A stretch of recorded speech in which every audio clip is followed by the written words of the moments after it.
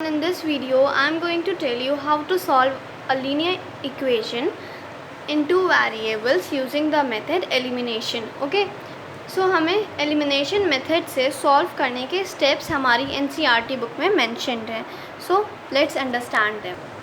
So the steps are, first step क्या है हमारा? First step है first multiply both the equations by some suitable non-zero constants to make the coefficients of one variable either x or y numerically equal. So first of all understand what's the meaning of step 1. तो step 1 हमें कह रहा है कि हमें first of all multiply करना है दोनों इक्वेशंस में कोई नॉन ज़ीरो कॉन्स्टेंट्स, जिससे कि या तो हमारे x का वेरिएबल या फिर x का कोएफिशिएंट या फिर हमारे y वेरिएबल का कोएफिशिएंट न्यूमेरिकली सेम हो जाए. मतलब कि दोनों इक्वेशंस में या तो x के दोनों कोएफिशिएंट सेम हो जाए या फिर हमारे y के दोनों कोएफिशिएंट सेम हो जाए. उसके बाद अगर हम लोगों ने मल्टीप्लाई करके दोनों के एक वेरिएबल के दोनों इक्वेशंस में कोएफिशिएंट सेम कर लिए हैं, तो फिर हम लोग स्टेप सेकंड करेंगे क्या कि देन ऐड और subtract one equation from the other so that the one variable gets eliminated. तो हम लोग फिर क्या करेंगे, ऐड या फिर सबट्रैक्ट करेंगे उन दोनों इक्वेशंस को एक दूसरे से कि हम लोगों को एक वेरिएबल की एक वेरिएबल क्या हो जाए, एलिमिनेट हो जाए, एक वेरिएबल हट जाए. ठीक है, एक वेरिएबल कैंसिल आउट हो जाएगा जब हम लोग ऐड और सबट्रैक्ट करेंगे उन इक्वेशंस को एक दूसरे से. ओके, तो फिर हमारा स्टेप 3 क्या कह रहा है कि अगर हमें solve the equation in one variable so obtain to get its value. अब हमें जब हम लोग सेकेंड स्टेप कर लेंगे, हम लोग ऐड या सबट्रैक्ट कर देंगे उन इक्वेशंस को, तो हमें एक इक्वेशन मिलेगी जिसमें खाली एक वेरिएबल होगा. ओके, आर यू गेटिंग ना? तो फिर हम लोग उस इक्वेशन को सॉल्व कर लेंगे सो दैट हमें उसकी वैल्यू मिल जाए. Okay, so that we can obtain its value. Then हम लोग क्या करेंगे, हमें जिसकी भी वैल्यू मिली या x की या y की, ठीक है, जिसकी भी वैल्यू मिली हम उसको किसी भी इक्वेशन में, कोई भी दो इक्वेशंस होंगी हमारी, हम उनमें से किसी में भी उस वैल्यू को पुट कर देंगे जिससे कि जो हमें मिल जाए दूसरे वेरिएबल की वैल्यू. ओके, तो यही लिखा है यहाँ पे. क्या लिखा है स्टेप 4 में कि substitute this value of x और y in either of the original equations to get the value of the other variable, जिससे कि हमें दूसरे वेरिएबल की वैल्यू मिल जाए. Okay, so let's take an example with the help of which you can easily understand this method. Okay, so चलिए जल्दी से हम लोग रिवाइज कर लें कितने स्टेप्स हम लोगों ने पढ़े हैं. तो स्टेप 1 हमारा क्या कह रहा है कि हम लोग कोई कॉन्स्टेंट्स को मल्टीप्लाई कर देंगे दोनों इक्वेशंस में, जिससे कि क्या हो, जिससे कि हमारे दोनों वेरिएबल्स के में से किसी एक वेरिएबल की जो वैल्यू है, जो उसके कोएफिशिएंट है, वो सेम हो जाए दोनों इक्वेशंस में. फिर हम लोग क्या करेंगे, हम या तो उन इक्वेशंस को ऐड कर देंगे एक दूसरे से या फिर सबट्रैक्ट कर देंगे, जिससे कि क्या हो, हमारा जो एक वेरिएबल हो वो एलिमिनेट हो जाए और हमारे एक खाली हमारी ऐसी इक्वेशन बने जिसमें खाली एक वेरिएबल बचे. ठीक है, फिर हमारा स्टेप 3 क्या कह रहा था, हमारा स्टेप 3 कह रहा था कि हम लोग फिर उस इक्वेशन को एक वेरिएबल में उसको सॉल्व कर लेंगे, जिससे कि हमारी उस एक वेरिएबल की या फिर x या y उनमें से किसी एक की वैल्यू मिल जाए. उसके बाद हम लोग क्या करेंगे, जो हमें वैल्यू मिली है वो हम लोग किसी भी ओरिजिनल इक्वेशन में पुट कर देंगे. ठीक है, जिससे कि हमें दूसरे वेरिएबल की वैल्यू मिल जाए. Okay, so now quickly solve this equation, these two equations.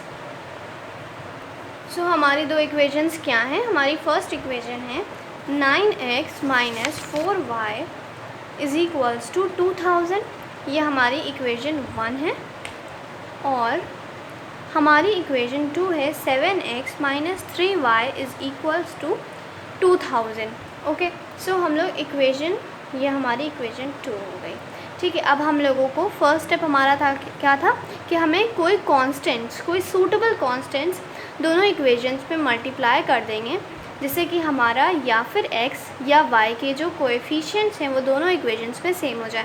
तो आप लोग देखिए, हम लोग इक्वेशन, अगर हम लोग यहाँ पे सपोज़ हम लोग y का कोएफिशिएंट को सेम करना चाहते हैं, तो तो हम लोग यहाँ पे इक्वेशन 1 में क्या मल्टीप्लाई करेंगे जिससे कि हमारा इक्वेशन 2 मतलब कि इन दोनों इक्वेशंस की जो y की वेरिएबल्स हो वो सेम हो जाएं। तो देखिए हम लोग ये भी हो सकता है कि हम लोग दोनों इक्वेशंस पे हम लोग को मल्टीप्लाई करना पड़ेगा। यहाँ पे क्या करना पड़ेगा, दोनों इक्वेशंस को हम लोग को किन्हीं कांस्टेंट से मल्टीप्लाई करना पड़ेगा, क्योंकि यहाँ पे हमारे जो y के कोएफिशिएंट है उनमें से कोई भी 1 नहीं है।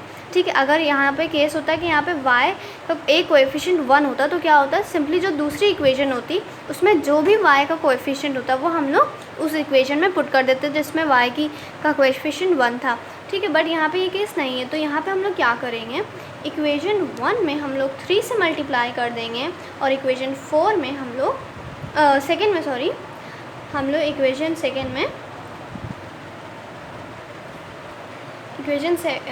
हम लोग 4 से मल्टीप्लाई कर देंगे। ओके, तो हम लोग को क्या इक्वेशन मिलेगी, फर्स्ट इक्वेशन हमें मिलेगी 27x minus 12y is equals to 6000। Getting ना, दोनों साइड्स पे हम लोग मल्टीप्लाई करेंगे और यहाँ से हम लोग क्या मिलेगा, 28x minus 12y is equals to 8000। तो देखिए अब हम लोग को यहाँ पे या तो इन दोनों इक्वेशंस को ऐड करेंगे या फिर हम इनको सब्ट्रैक्ट करेंगे। सो देखिए हम लोग यहाँ पे इनको ऐड नहीं करेंगे।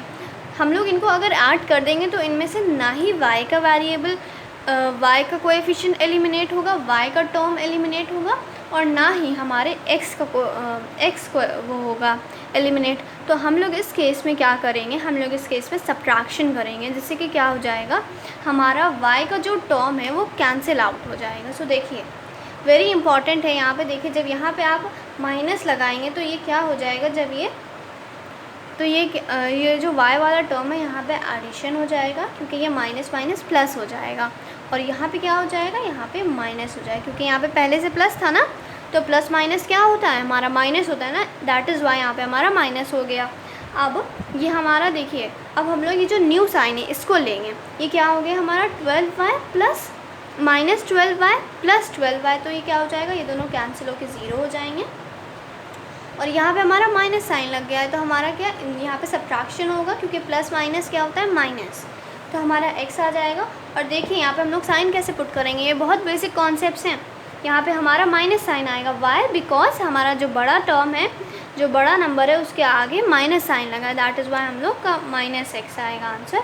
और यहाँ पे भी सेम केस होगा, यहाँ पे माइनस होगा because of plus minus minus होता है और यहाँ पे बड़े टर्म का साइन लगेगा, दैट इज़ हमें मिलेगा 2000। फिर हम लोग को मिलेगा कि x, हम लोग यहाँ पे क्या है, यहाँ पे 1 है ना, इसका मीनिंग है -1, x का कोएफिशिएंट -1 है, तो हम लोग इसको सब सिंपली इधर भेज देंगे। यहाँ पे मल्टीप्लिकेशन में है -1, तो यहाँ पे डिवीजन में हो जाएगा एंड ये माइनस, ये दोनों माइनस क्या हो जाएंगे, कैंसिल आउट हो जाएंगे और हम लोगों को मिल जाएगा कि x is equals to 2000। Okay, so ये बहुत ईजिली हम लोगों ने x की वैल्यू फाइंड कर ली है। अब हमारा एक स्टेप 4 क्या कहता है, हमारा स्टेप 4 कहता है कि ये जो वैल्यू मिली है हमें किसी एक वेरिएबल की, ये हम किसी भी 1 या 2 इनमें से कोई सी भी इक्वेशंस में हम लोग ओरिजिनल इक्वेशंस में पुट कर देंगे, जिससे कि हम लोग को जो दूसरा वेरिएबल है उसकी वैल्यू मिल जाएगी। तो हम लोग suppose we are putting this value of x in equation 2। Okay, for our simplicity only we are putting it in equation 2, because यहाँ पे देखिए x का कोएफिशिएंट छोटा है, आप किसी में भी पुट कर सकते हैं, ठीक है, कोई ऑब्लिगेशन नहीं है। सो यहाँ पे हम पुट कर रहे हैं 7x की जगह पे पुट कर दिया, -3y is equals to 12,000। Then यहाँ पे जब हम लोग मल्टीप्लाई कर देंगे तो हमें क्या मिलेगा, 14,000 ना, और इधर तो 2,000 था ही।